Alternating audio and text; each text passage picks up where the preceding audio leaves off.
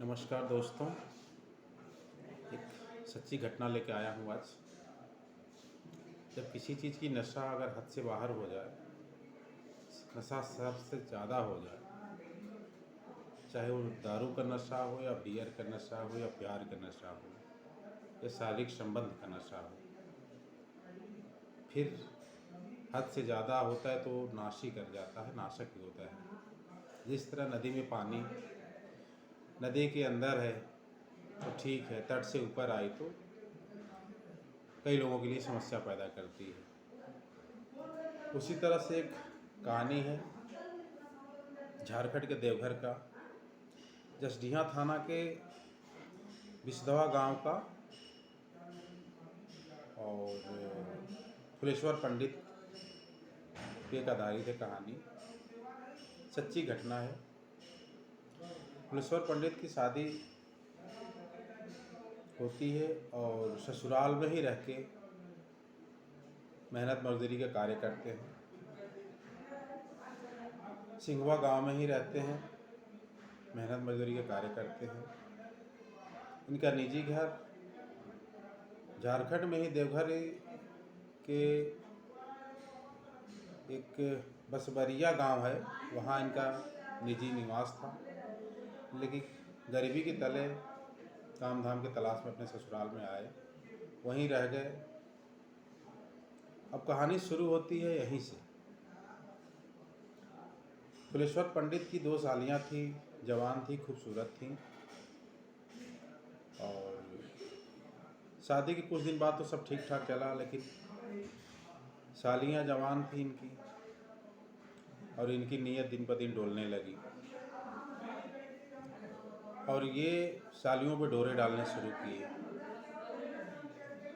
अब साली तो जीजा साली का रिश्ता मजाक का होता ही है, जीजा साली का रिश्ता मजाक का होता ही है। तो जीजा मनचले रंग के थे, सालियों को अंदर अंदर चाहने लगे, उनकी शारीरिक सुख लेना चाहते थे। दोनों सालियाँ जवान थी, दोनों खूबसूरत थी। पहले एक सालिया हवस के शिकार बनाए, फिर दूसरी सालियाँ हवस के शिकार बनाए। तो साली थी, बर्दाश्त कर गई, नहीं बताई, विवाद नहीं बढ़ा या नहीं जान पाया कोई परिवार वाला। लेकिन कहानी इतने पे नहीं रुकी। आशिकी के नशा इन पे चढ़ा हुआ था, फुलेश्वर जी पे। ससुराल में रहते ही थे, गांव का मोहल्ले का दुलारा हुआ ही करते थे जीजा। कहानी इतने पे नहीं बढ़ी, इतने पे नहीं थमी। इससे आगे कहानी एक और मोड़ लेती है। फुलेश्वर के साले की बीबी, जो देखने में बेहद खूबसूरत थी, अब इनकी नज़रें उस पर मचलने लगी। उसे पाना चाहते थे, उसे अपने गिरफ्त में लेना चाहते थे, अपने हवस का शिकार बनाना चाहते थे। लेकिन नियति का जो होता है वही होता है सब। फिर हुआ यूँ कि अपने साले की बीवी को इन्होंने जबरन हवस का शिकार बनाया, कहीं तो बलात्कार किया। ये बात उनके घर पे धीरे धीरे आग की तरह फैल गई। अब वो जीजा के साली जो थी, उन्होंने तो उसमें इनको आदत सी बन गई थी कि चलो कुछ नहीं होता है, फिर इस पर भी ट्राई किए। लेकिन ये कहानी बदल गई वहीं से रौनक। अब फुलेश्वर के ससुर जी ने अब इनको प्लान बनाया रास्ते से हटाने के लिए कि हमारे घर पे इस तरह से कर रहे हैं, तब इनको आना जाना बंद करना होगा। इनके मर्डर का प्लान बना लिए। फिर 18 जनवरी की रात को उन्होंने उनका काम तमाम किया और नदी के किनारे ले जाके लाश को फेंक दिए। गुमशुदा लाश होने, लवारिस लाश होने से पुलिस तहकीकात में जुटी। पुलिस ने लवारिस लाश को पता लगाते लगाते फुलेश्वर नाम के व्यक्ति का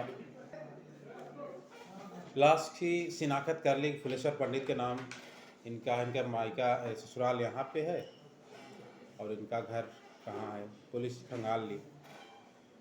पुलिस को जैसे ही पता चला फुलेश्वर पंडित है, इनकी ससुराल वालों की इन्होंने दबोचा। पुलिस ने दबोचने के बाद पता चला इनके दामाद थे।